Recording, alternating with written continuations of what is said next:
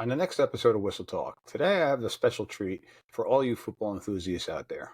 Joining me, Mike D, the referee, is none other than the renowned Coach Chip Seagle from the popular YouTube channel Talking Football with Coach Chip. Coach Chip has made a name for himself not only on the field with 40 years of coaching experience, but also in the digital realm, where he operates a popular YouTube channel and now podcast dedicated to helping football coaches at both the high school and youth levels. His passion for giving back to the sport is evident in his availability for speaking engagements, installs, consulting, and Zoom sessions. So whether you're a seasoned official or coach looking to refine your tactics, or a young player eager to learn from the best, you won't want to miss this informative discussion. Get ready to elevate your football IQ as we welcome Coach Chip. That's coming up next on Whistle Talk. Are you a football fan? Have you ever found yourself wondering what in the world was that ref thinking? Well, Mike D, the referee, is here to help. Join me on Whistle Talk as I talk to professionals on the field and in the booth to help you understand what is going on inside the mind of a football official. Got his own podcast, has a YouTube channel. Coach Chip is taking the time out to join us this morning. He's missing out on a little fishing right now, which I know is one of his passions outside of coaching right now, but he's taking the time out to join us. So Coach Chip, thank you very much for joining us today. How you doing today? Mike, I'm golden, man. Thank you for having me. This is awesome. You got a great setup, dude. Thank you. I appreciate it. So Coach, why don't you tell our listeners a little bit about your coaching background and your experience? Well, I started back in the mid-'80s. It's all I ever wanted to do. I say that I was about 15 years old when I figured out what I wanted to do. When I meet up with my old high school teammates, they say, "This is so awesome. You're the only one that's doing exactly what you said you were going to do." And it worked out because it's probably the only thing I'm decent at. And I did that at a lot of small schools in South Alabama. And then I went on and did some bigger schools over the years. And back in 2009, I was looking for something closer to my girlfriend, now my wife, and I took a job at a small school. She lived in Georgia, about 20 miles across the river from Alabama, a little over 20. And I was looking for something closer to her. And I was right about that. There was potential in that relationship, and it has worked out. But hey, congratulations. I said, great. I said, a small school, I can go back and finish my career at a small school, which is I enjoyed the smaller schools when I was younger, even though I went to a big school when I was in high school. And went there, and we had a lot of success. It turned out to be a blessing in many ways. Not our relationship blossomed, and we caught lightning in a bottle. We had a good bunch of coaches that came in, and I tell people and the athletes came through, cycled through, and we had a whale of a run from about 2012 until about 2023, when I retired this past May in 24. I had a mild stroke in April that I have talked to some of my YouTuber people about, and I'd had some other health issues back during the season. And I just said, "Lord, you ain't got to hit me again. Twice is enough." And I said, "I'm just going to," and I keep my beak wet, so to speak, with my YouTubes, and my started the podcast. I thought about starting the podcast a while back, and then I said, "Well, if I retire, I'll have time to do it." And so I'm staying busy, like you said. I'm fishing a lot. I'm making more content. I figured out how to do shorts on YouTube. Okay. And it's crazy. This McDonald's microwave fast food world we live in, people want fast information. Yeah. And I'm sitting there thinking, like, why would you watch? But that's just the world we live in. And it's even people my age and a little younger that would rather watch 1 minute or watch 10 things that are a minute long. My wife, she's my age, and she's a TikTok freak. She gets a lot of her, and Yep. now she does a lot of it for entertainment too, because there's some funny people on TikTok. But she gets a lot of her recipes from TikTok. It's crazy, and the way the world's gone. But that's the way it is. And I'm not saying it's good or bad, but that's the way it is. But over the years, all that coaching and those many stops, I think it was total, when you count the ones that I did in Georgia, it's about 10 schools over 40 years. And I know that averages out to one every 4 years. It sounds like moving around a lot, But two of those, one was 10 years and one was 12 years. So that means I was even Okay. shorter at those other places. But And that's the nature of the beast. that is, I can't say though, the only time I did get fired was when a whole staff firing. And they said, "Are you going to resign?" I said, "No, I'm going to make them fire me." I said, "I ain't never been fired." They got the whole staff that time, but I could have resigned that time and got out of town one step ahead of the law, so to speak. But I stayed in it and I just kept studying it. And it got to be easier to study it because of the advent of the internet in the 90s and the 2000s. And I became a better football coach because the information was out there. Because I was at schools that we didn't have the money to send us to Atlanta or Birmingham for a clinic. I mean, rural country schools in South Alabama, I can tell people what I was making back in the 80s and 90s, and they'll swear I'm lying if they're not from down here. And that's where all of that got me to where I am now. And this whole thing with YouTube, it's Football Talk with Coach Chip. Let's get that promo out there. Absolutely. And the podcast is Football Talk with Coach Chip, the podcast. And I learned that from Kenny Simpson. Keep everything the same so people can find you. Everything Kenny Simpson does is FB Coach Simpson. Well, Coach, I will have that on the show notes too for the listeners out there, because to give you some props with it, I've been watching the YouTube channel myself, still coaching my son's team. So Coach and I were talking before I hit record here how I'm going to be hitting them up for some more information, because we're going to be installing counter for the 12-year-old age bracket. So a little power counter game and then some play action stuff. So it is definitely a great resource. And shoot, Coach, over 40 years of coaching experience. That's an awesome feat. Congratulations with that. And congratulations on the official retirement. I know when we spoke, you said you retired from teaching, and now you are retired. So no longer. I'm retired. That's the exact term I use, Mike. I'm retired. And you mentioned fishing. I'm going fishing this evening with my stepson. So he hit me up yesterday and he said, "Hey, I'm off tomorrow and Wednesday. What day you want to go?" And I said, "Hey, let's go tomorrow, So we'll go out there. I tell people I don't really fish. I take my lures out for a swim. There you go. Yeah. So yeah, sometimes something might jump on it, but you never know. At least the lures are staying nice and cool. So Coach, now, as you know, you are on Whistle Talk. So and here's where you get to you got those stripes behind me and whatnot. So over 40 years, I'm sure you've seen some things that you've liked and possibly haven't liked so much when it comes to officiating. Being you just retired a couple of years ago, tell me, like, what rule changes that have come into place now that weren't in play? What kind of rules do you like now that we have today? I like the stuff that protects the kids. I sometimes disagree with guys my age. Everybody says we're old school and they say football ain't football anymore. I said, listen, dude, if we don't do something to protect these kids, and then we're not going to have a game to coach, or you and I be gone and the kids we're coaching won't have a game to coach. Y'all say we might as well put flags on them. I said, come on, man, do you hyperbole much? And I think protecting the kids, I like that. I like the things that, even though I used to coach a lot of defense, the last 20 years I was predominantly offense. I like the stuff that helps offense. Okay. Even though I know that defense wins championships. I know that. But I do know, too, that offense puts butts in those bleachers. 1,000%. And that's what attracts kids to play. Not many kids are going to come out because you have a reputation of being a hard-nosed team that plays good defense and wins games 14-7 the way it used to be. And they will come out when you're scoring 30 or 40 points a game. And they have a chance to do what they see on TV. And we don't have to like it. Well, I'll give you an example. Back in 2020, a lot of these coaches were mad about wearing masks and about the COVID protocols. And they said, "What do you think?" I said, "I don't care." I said, because if I don't do it, they're not going to let me coach. Yeah, and now we're still playing football. Yeah, and I'm going to do whatever, short of doing something illegal or unethical, I'm going to do whatever I have to do to get to coach. That was the way I looked at it. And so one of the kings of France was a Protestant. And they told him, they said, "You can't be king unless you become a Catholic." So he converted. And somebody asked him, "Why did you convert?" He says, "Because the throne of France is well worth a mask." And I said, coaching football is well worth a mask. Yeah. So yeah, that is true.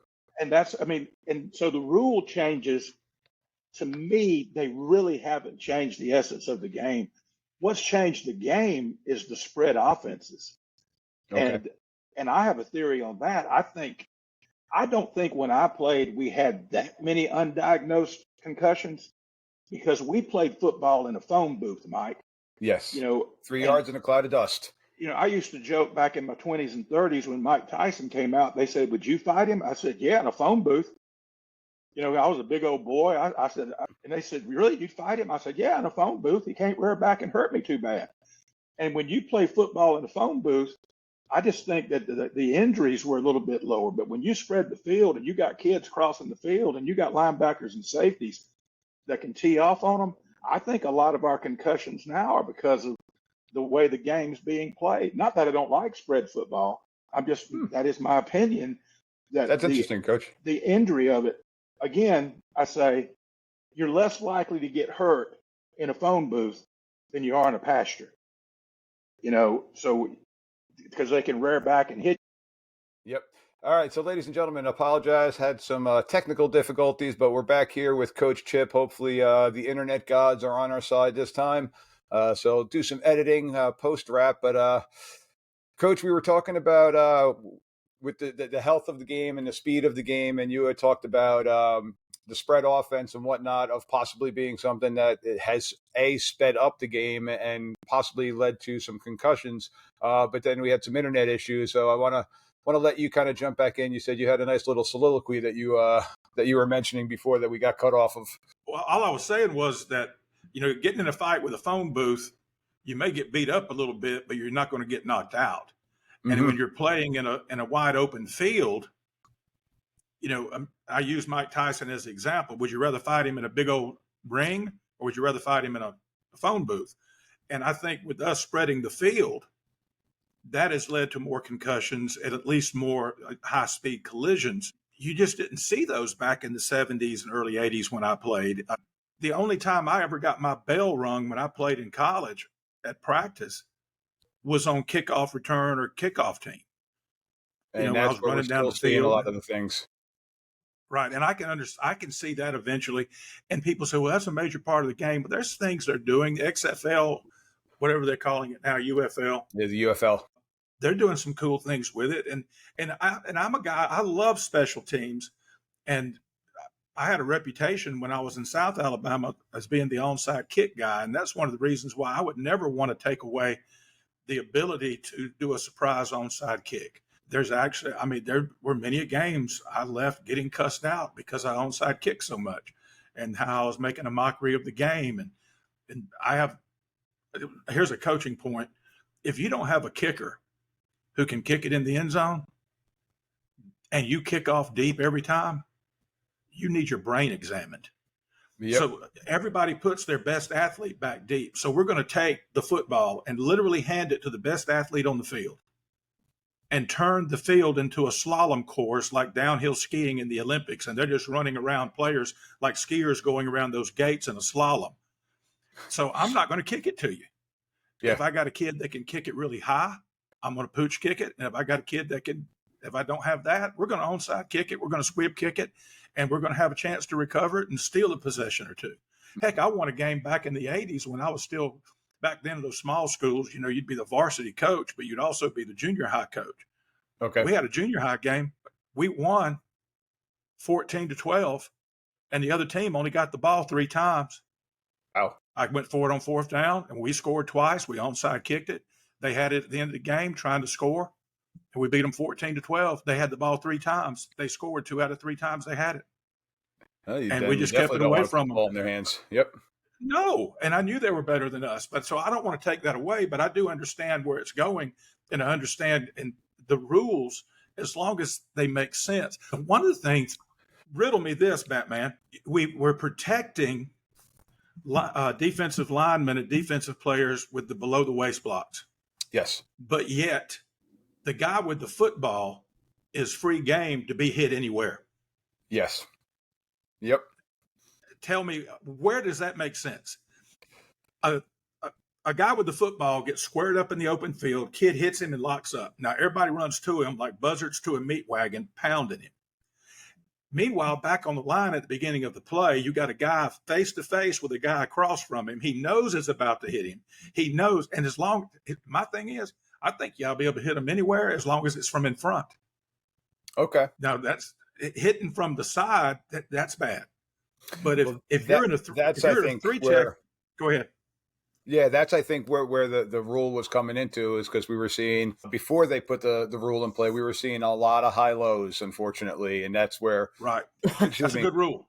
That's a good rule. And so they were trying to get rid of that because we were having a lot of blown knees right at the line of scrimmage from the high low, or from, and I'm guilty of it myself, and I've mentioned this in some of my previous shows, I was a triple option guy for a couple of years. I used to go to Navy clinics and sit down with Coach Niumatalolo, and a major part of their offense was the backside cut block of trying to get the guys down to allow that B back, that cut back on midline. But they took that aspect out, and I thought I personally did a good job of teaching 14, 15, 16-year-old kids how to do it correctly. But in the heat of the moment, fatigue, different things sets in, and all of a sudden the kid loses all his technique. And now we had a kid get injured because our kid kind of got lazy on it and ended up going and tore the kid's ACL. So it's something that I like the rule.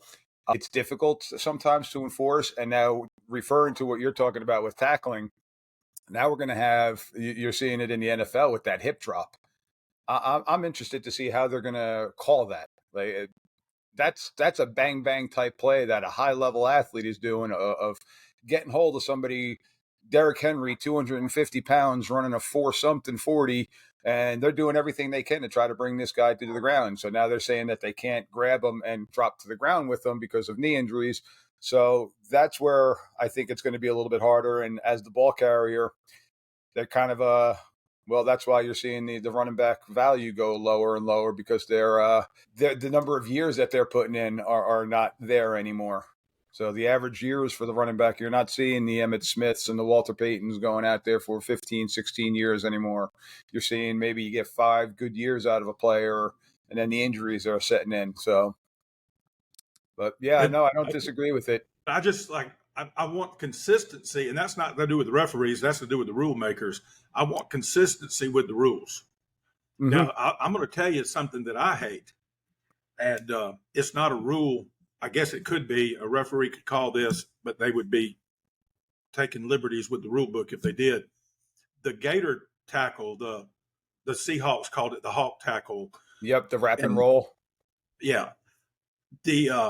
I forget his name right now. He was number 9 at Alabama, and he's playing in the league. He played for the Raiders for a long time. The kid is from Miami originally. He got his leg broke in a game about 10 years ago at Alabama because a kid tackled him, did the gator roll, hawk tackle. And when they go down, he keeps rolling. And we had a kid about the same time that I was coaching that was a stud running back, and teams were starting to do that then too. And he got a bad ankle. Really cost him his senior year, but because they would tackle him and keep rolling. And I would tell the referees, I said, you ought to call that. And he goes, what do you mean? I said, well, once he's down, if they keep rolling, that's unnecessary roughness. I said, that's where you're getting twisted ankles. You had guys in college getting broken legs because when they would tackle them and they would do that roll, and sometimes their leg would get caught under the tackler's body and they just keep rolling. And that's how the legs got broke. Yeah. And because they talk about how the hawk tackle was safer. Okay, so now we're sacrificing to protect concussions, but we're sacrificing leg injuries. And you can poll any major college or NFL player, hit me in the head, stay away from my legs. I remember when they put the rule in the NFL, Rob Gronkowski was one of the biggest proponents about coming out about guys taking out his legs when they put the rule in. And I mean, Gronk's a big boy, still is a big boy today, and he would love people trying to tackle him high. And sure as heck, the first year that they had that rule in play, he ended up getting his ACL torn because somebody went down low and got him right in the knee.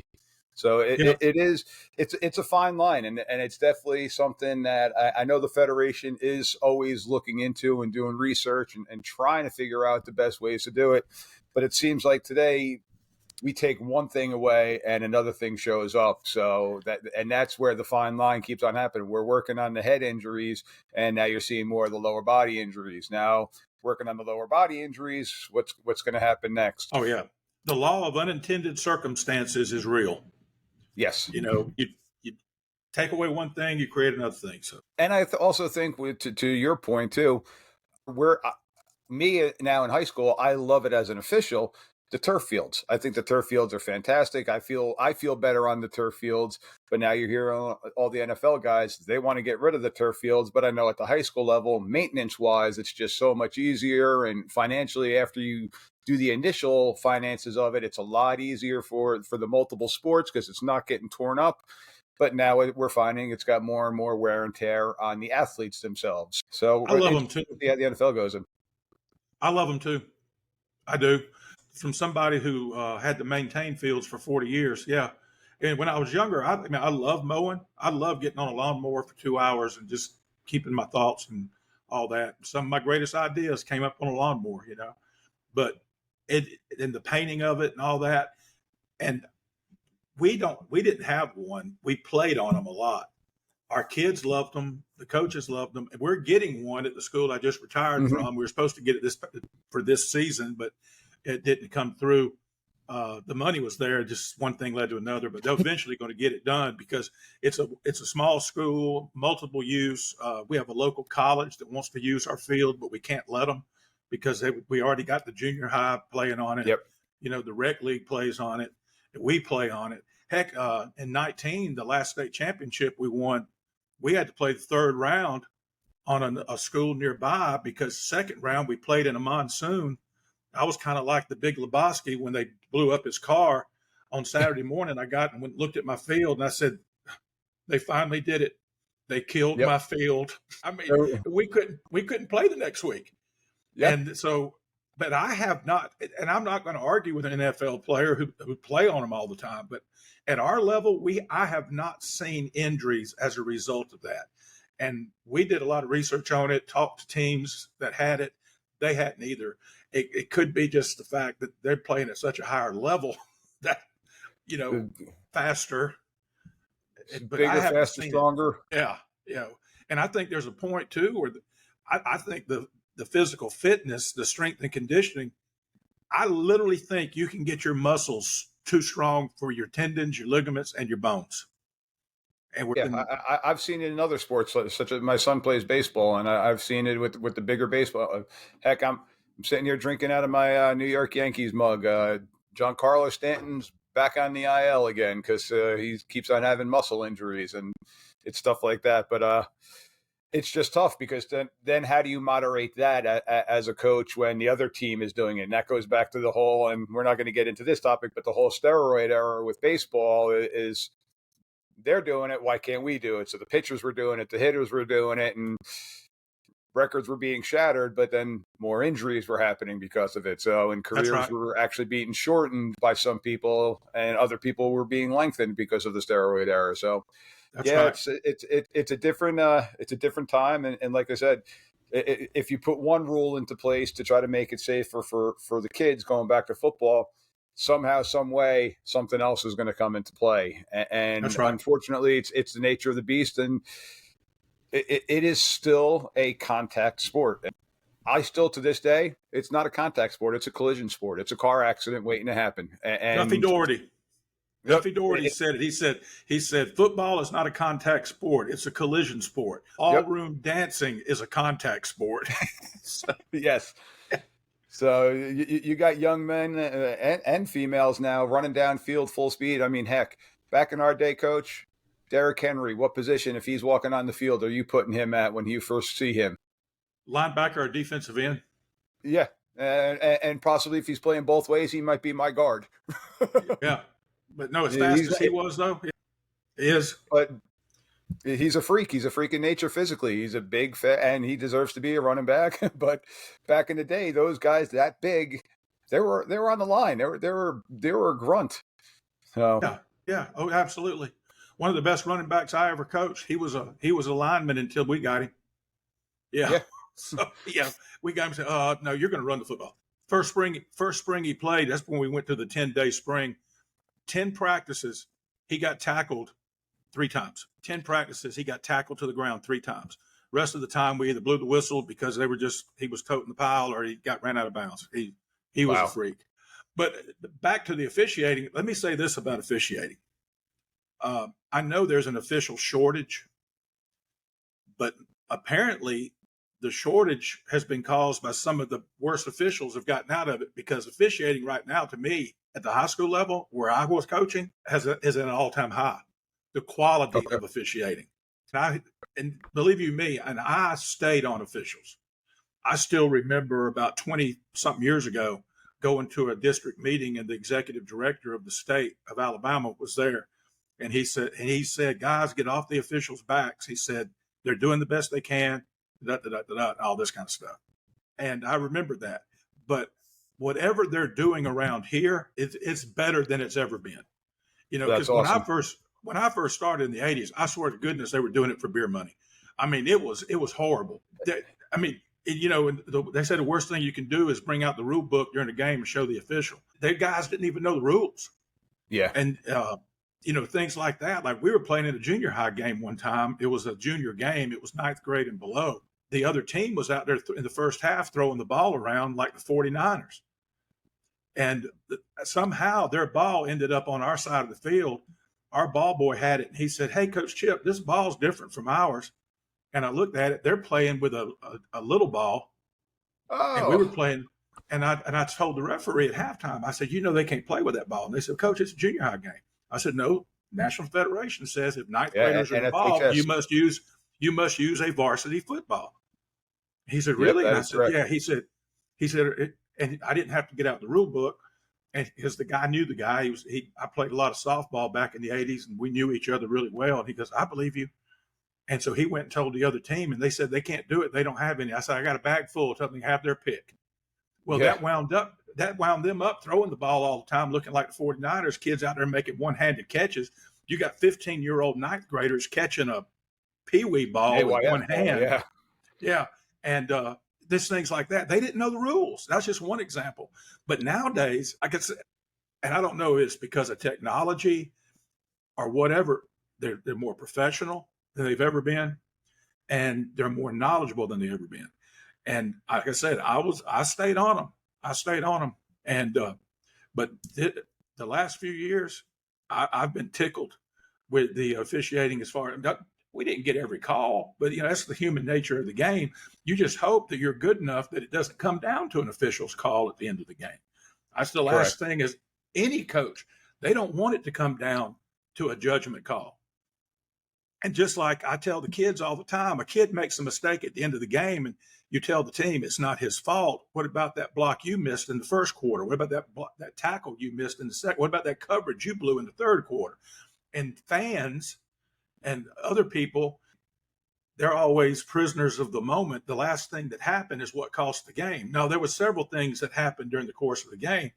And that's the same thing with officials. The official may blow a call at the end of the game. Here's the thing you got to know. You know this.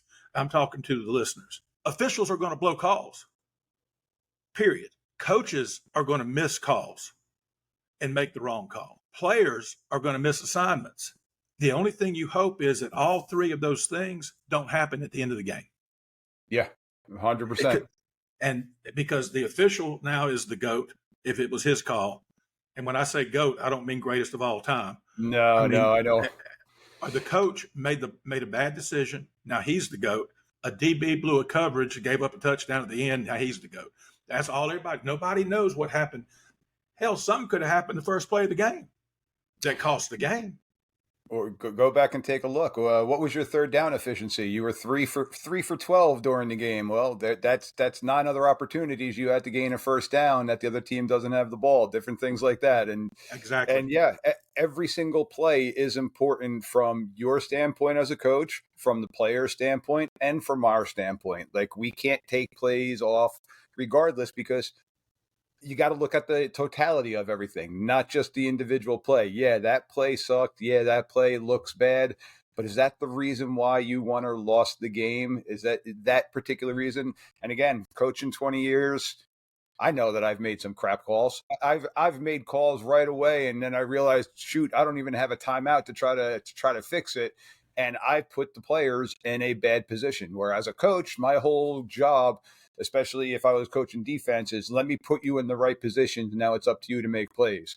Well, there's times where I've put them in bad positions and they didn't have the ability to make those plays from the coaching standpoint. And again, we try not to do it from the official standpoint, but sometimes it does happen. Sometimes the kids screw up. So it is the totality of the sport itself, not just play one. And I was just going back.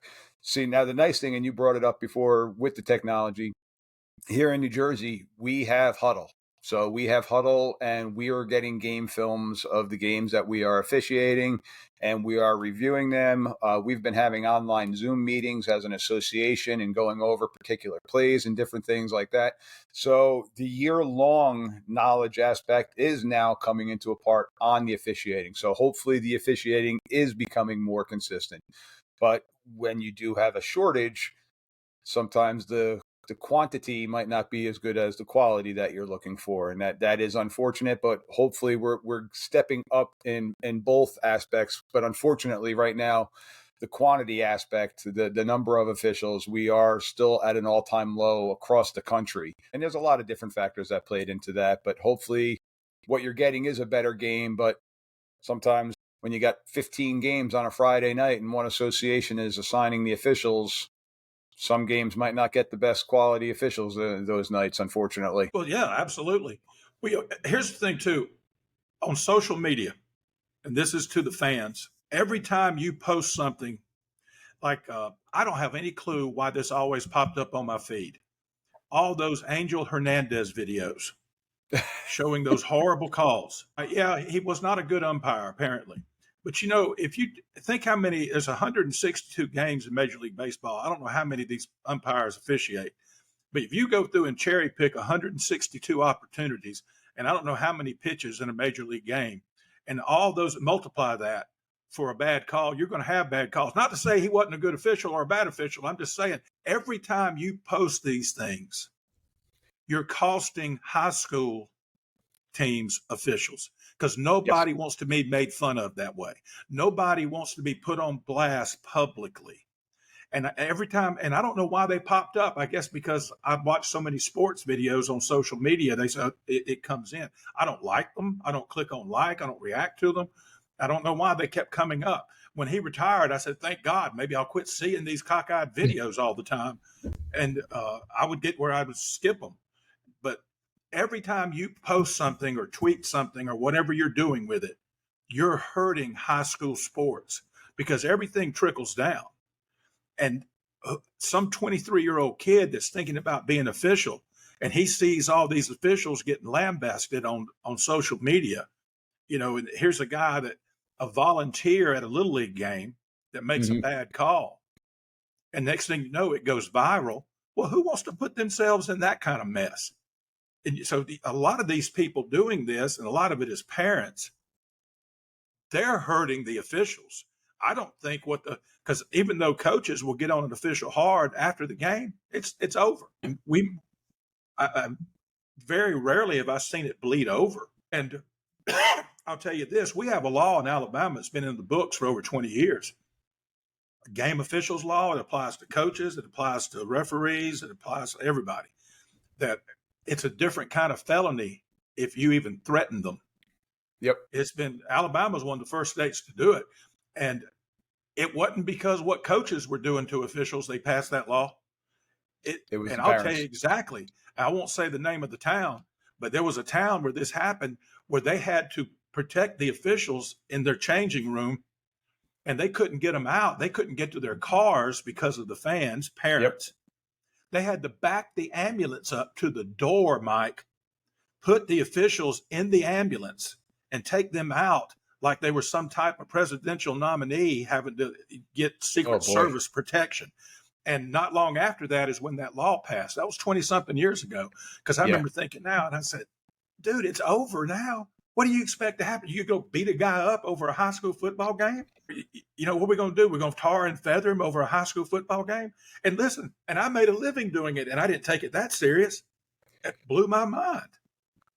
I'm embarrassed we got to have the law. It's unfortunately, and we were talking about the nature of the beast with the game of football, but unfortunately, it's the nature of the beast with society these days. When you're Oh yeah. seeing the social media stuff and people are thinking that that is the acceptable way to be and that is the norm, that's unfortunately what we're getting. And I get on my children. My kids are younger, and I can't say I'm not guilty of it myself. I am on social media. I'm trying to promote the podcast, promote officiating, but some of the stuff that's out there, it's tough. It's tough. And again, you got to take it with Twitter and with TikTok and stuff like that.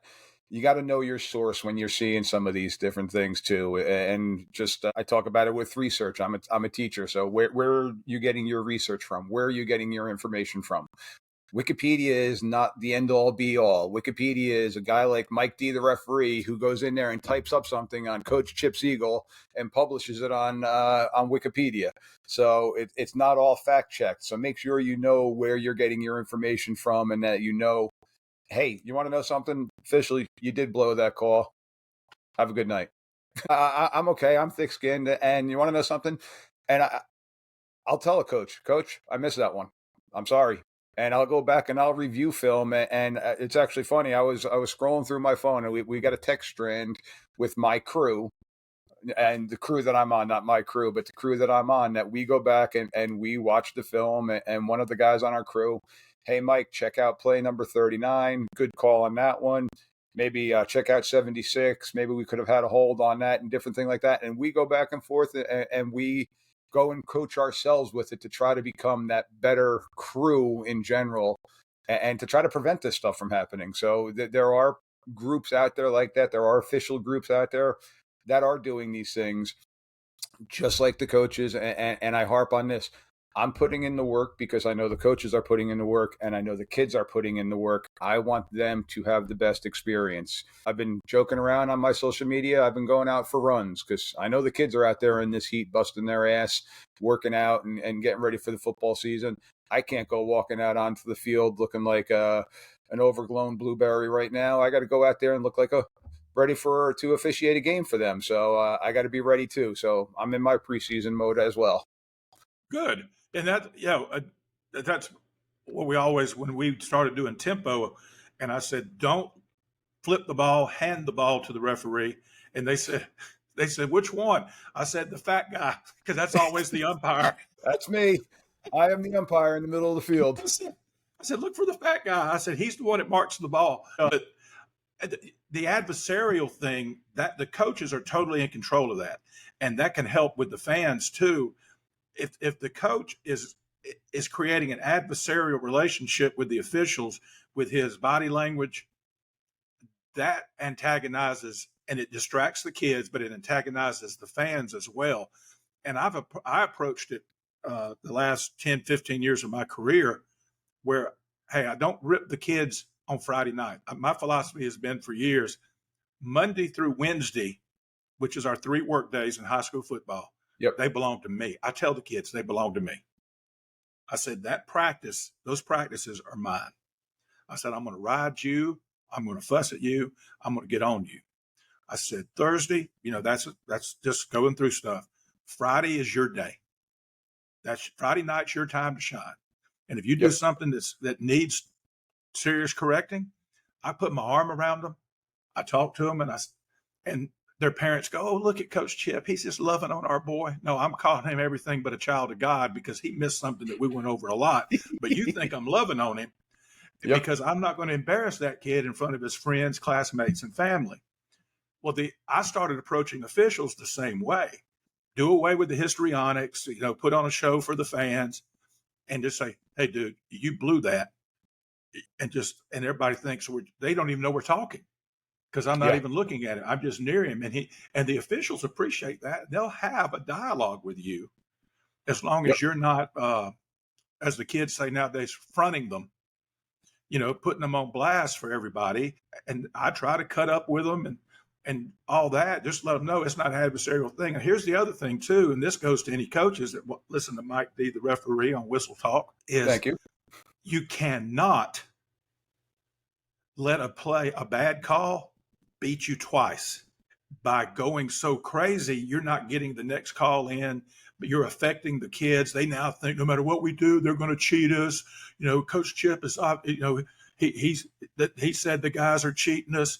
And now the kids have that defeatist mentality because you've made it apparent the officials are out to get your team, which is not the case 99.9999999% of the time.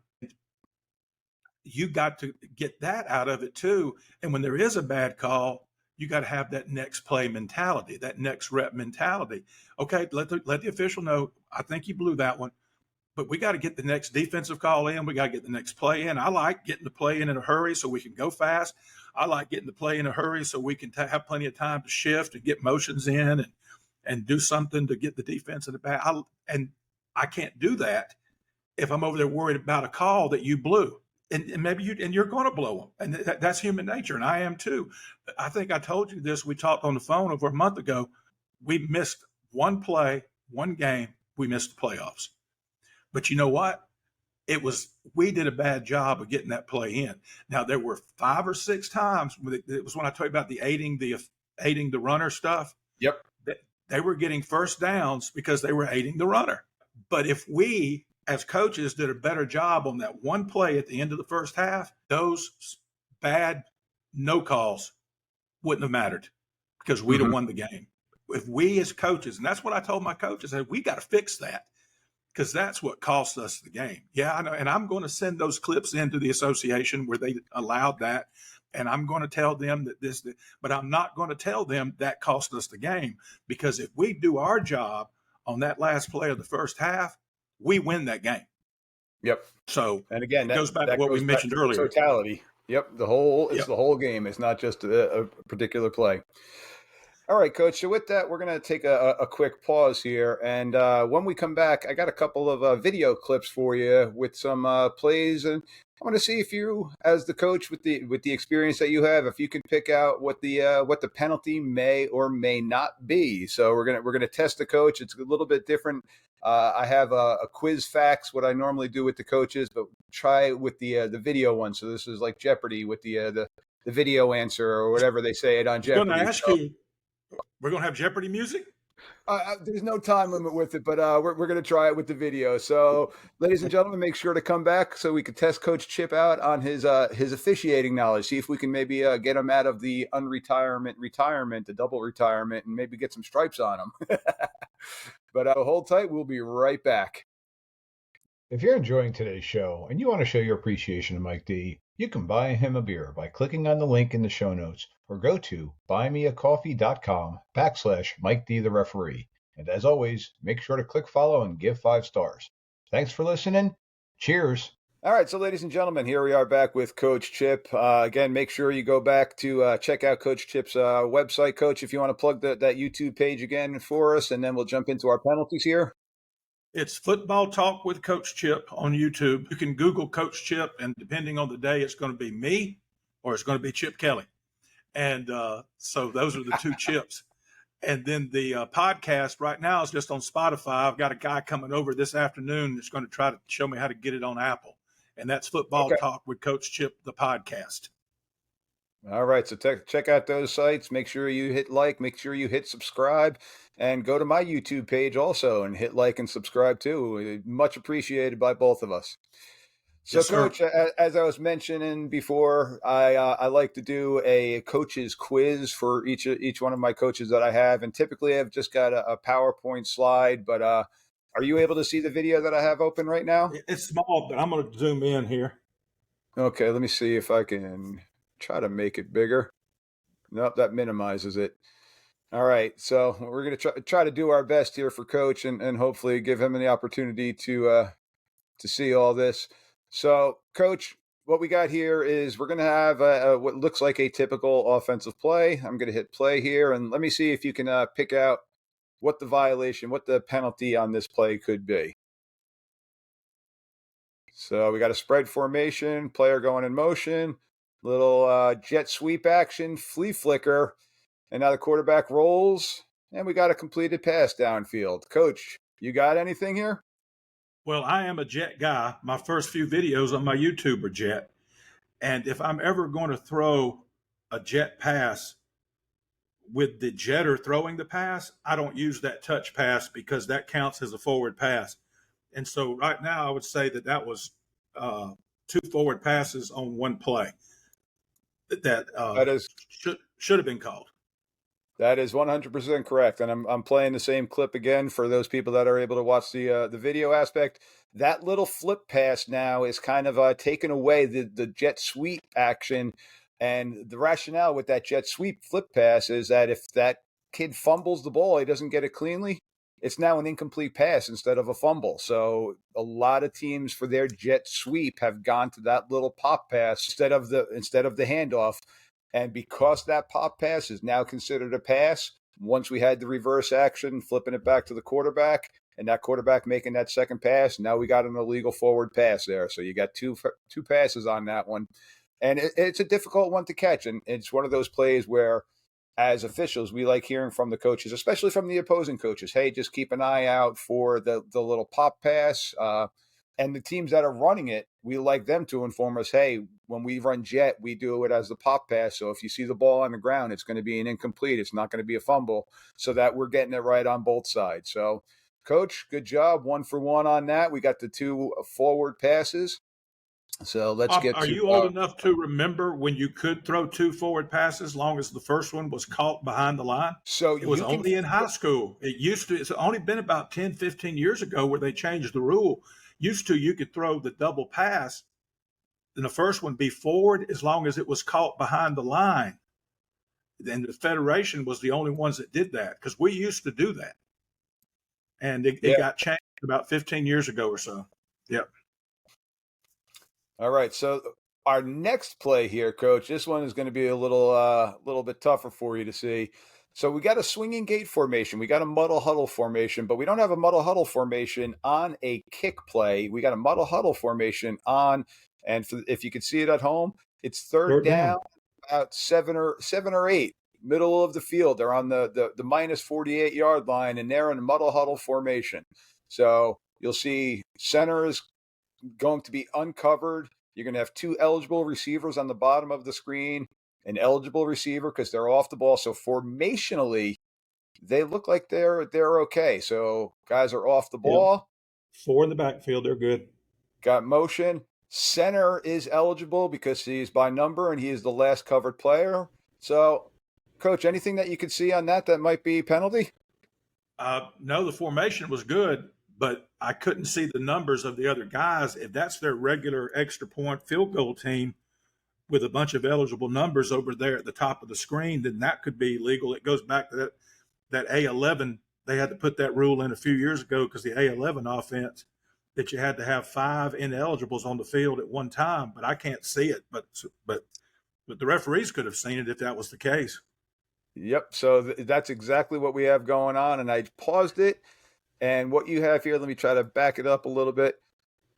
So you got it in a regular kick game. So if this was an extra point, if this was a field goal, punt, the number rule does not apply, meaning that you could have number 24 as your guard.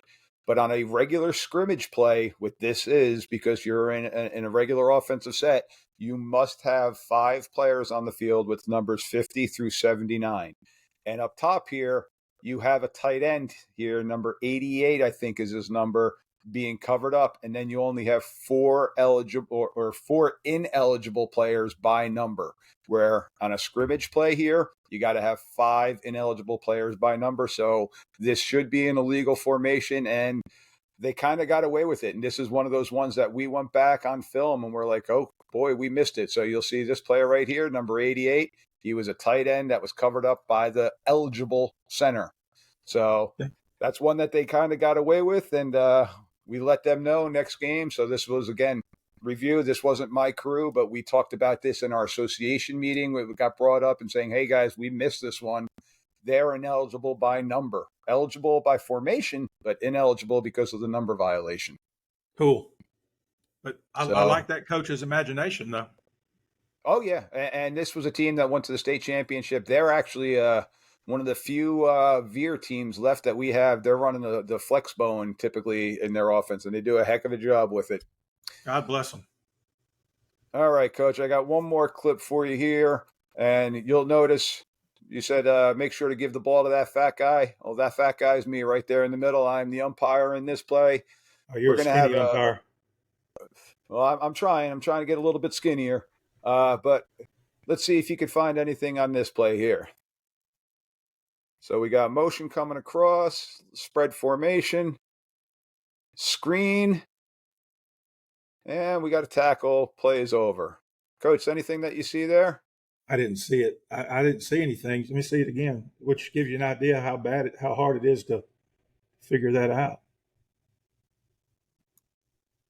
So right here, I Did paused he at number 55. did he catch the I don't ball know if you across the can. line of scrimmage? No, everything is good screen wise. My question is, do you have a hold on this play? So let me back it up a little bit. Oh, no, the answer is no. No, I'm an old offensive line guy. If I ever tell an official that's holding, he better throw the flag just for general principle, because I don't see holding. Like I said, I coached So, offensive line for the majority of my career. so Yeah. I can tell you right now that the white team was not very happy with this non-call because I did not call it. Did he have a little bit of a rap? Yeah. But here's my Yeah. rationale behind it. Where's that defender already? He's already taken himself out of the play. The hold is not going to affect this play at all. It's a very short grab. And again, I keep on rewinding it. We'll let it play through. But he's already taken himself to an inside angle when the running back Yep. was already going outside. I'm not throwing that. 10 out of 10 times, I'm not throwing that. Now, Did I you do see got to give it? props here. Did you see it during the game? I did. And I heard the coaches yelling, and my rationale, I went over, Coach, it's not a hold. It didn't affect the play. Your defender took himself out of the play. I'm not going to throw that one. If he tried to work himself across the face and the hold happened, yeah, I'll throw that one because now it did affect the play. But that player took himself out of the play by where his attack point was. So we're I we're love that, looking Mike. for a couple of we're looking for three keys when it comes to holding, and that's actually going to be a whole nother episode. I'm doing a whole nother episode about holding coming up, but we're looking for three keys, and I need to be able to say in my head, did A, B, and C happen? Then I got to hold. If it didn't happen, I'm not throwing it. So my crew, we're kind of notorious. We don't throw many flags. We want the kids to play football, wind the clock, and get going. But if it's a point of the attack, if it's a safety foul, if it's an egregious foul, we're going to throw it. We're going to throw it when it needs to be thrown. I would rather go to the coach and say, Coach, have your kid work his hands inside. Have him move his feet more. I'm going to warn, hey, 65, make sure you're not hooking them. Make sure you didn't get a wrap on that. All right. So, and talking with them and try to do some preventative officiating. So I did not throw that flag on that particular play. Oh, I love that. And that was something I got roped into coaching soccer several years ago because I had the CDL license and the soccer coach didn't.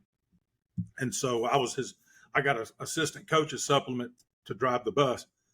And one of the things I learned about soccer that I wish we'd do more in football is what you just said. If you ever watched a soccer match and the officials put their hands out like this, they're pretty much saying, yeah, there was a foul, but it didn't affect the play. It means Yep. play on, play on. So if a guy is off sides in soccer, but there's no gain, in other words, he doesn't take a shot on goal or it doesn't set up a great pass, for an assist for a goal. And they wait to see, does it have an effect on the play? And nothing drives me crazier than a hold to be called on the far side of the field on a fast screen to the near side of the field. Now, if the guy tackled him and the ball carried all the way, the ball carrier ran it 40, 50 yards down the field, an argument could be made that kid could have got in pursuit and maybe helped make the tackle. But it's like a 3 or 4 yard gain on a fast screen, and you got a hold on the left tackle on a play that went to the right sideline. Come on, man. You're just looking to throw a flag now. Yep. I mean, was it a foul? Yeah, but did it have an effect on the outcome of the play? Did the offensive team have an unfair advantage? That's Correct. my thing. So, No, good job, you're Mike. I love that. 100%. Well, thank you. Well, and that's the fun part about what I do is some people are going to appreciate it. One side loved that I didn't throw the flag. Unfortunately, the other side didn't. So, but one thing that we are being trained to do, and again, it is something that we are getting better with, it is, and the quote I use is, I let it marinate for a second. I let Very it. good.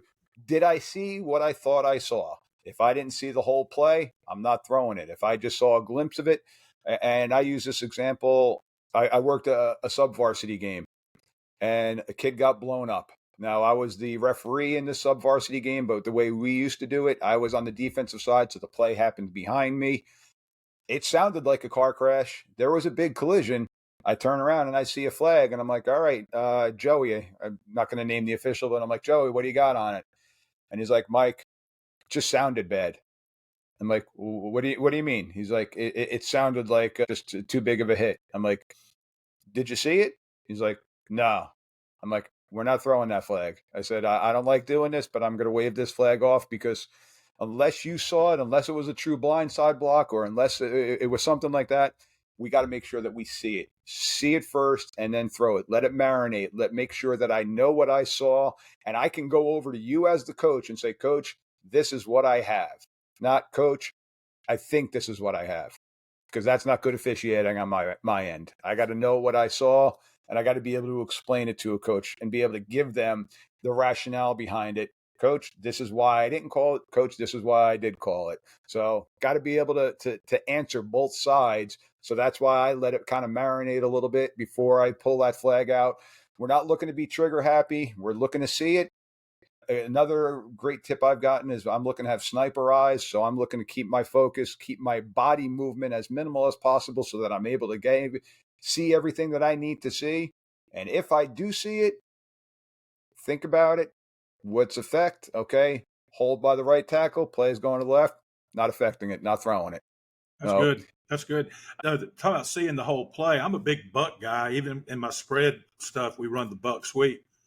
And the thing I always did early on in a game, I would take like the fastest kid I got and run buck with him and tell him, don't read the block, just haul butt, try to get outside and set up the buck for later so we can stretch the defense and get the kick. So it's early in the game. I give it to the fastest kid on our team. He was like the state track guy, won the state in the 100. And he hauls butt around the end. Well, my pulling guard, that's the kicker, goes to kick the outside linebacker, and he hits him. Well, that's when the outside linebacker sees the guy's going outside, and he turns his body to go pursue the ball. Well, my kid finishes the block. They called that a clip. I said, "Nah, dude, it wasn't a clip. He hit him in the face." He said, "Coach, he pushed him from behind." I said, "Yeah, because the kid turned." And it didn't have an effect on the game, but it just, that kind of stuff bothered me because you're not seeing the whole play, you know, and that happens. I've got that on video. I've got a collection of things like that on a file. Yep. Well, I won't tell you what the name of the file. I won't tell you the name of the file, but well, that's why we're out here, though, Coach. That's why we're doing what we're doing right now. It's gotten so much better in the last 10, 15 years down here. It's not even funny. I mean, it's good. It's so much better. I tell young coaches, I said, guys, you should have been in it 20 or 30 years ago. Yeah. You know. Well, that's what we're looking for today. So, Coach, if I could ask you if you've got any younger guys that are their playing career, it may be coming to an end and still want to stay involved, but coaching wise, their schedule won't allow them. This is a great outlet for them. Get them into the stripes, keeps them involved in the game, and especially if they've got some playing experience and they know and they've been in the trenches a little bit. It's something that's what we're looking for. We're looking to get those college kids that, you know, maybe they're working the 9-to-5 jobs and can't get to a sub varsity game, but they can get to a Friday night game at 7:30. Those are the people that we're looking to try to get more and more of, to get that quantity along with the quality. So if you have any former players or any guys out there, please promote it, have them get in touch with the local associations that they may be near, and see if they can get involved. That's another thing, coaches. Quit complaining about officials to your kids, even in the weight room or whatever, because those kids now won't be officials because my coach said they're bad. You know, they'd say, why don't you become an official? You know, we need, encourage your kid. When they would come and call our scrimmages, Mike, I'd let the referees talk to the kids before and after the scrimmage. And they would, the head of the association was there a lot of times because we're friends. And I would let him do a commercial, say, how many seniors you got? And they'd raise their hand. He goes, hey, guys, if this is the end of your career, if you want to stay in football, and I always let him come in and give that little, get more officials out there. So Yeah, and that's actually something I've got lined up where I'm going to go talk with a couple teams via Zoom or in person, and just other than the podcast, where I'm going to go in person and I'm going to let them ask me questions and try and recruit, especially with the college guys. So it's out there, Coach. I think we've kind of reached our tipping point. I know you got to go get some lures swimming in the water and try to get those things a little wet. Once again, Coach Chip Seagle, loved having you on today. Thank you very much for taking the time. Come on, Whistle Talk, Coach. One more time, let everybody know your websites and your information again. It's a Football Talk with Coach Chip on YouTube. It's Football Talk with Coach Chip, the podcast on Spotify, and I hope in about 3 hours on Apple. And I Soon to got be my on Apple Apple. guy Yep. coming. Yeah,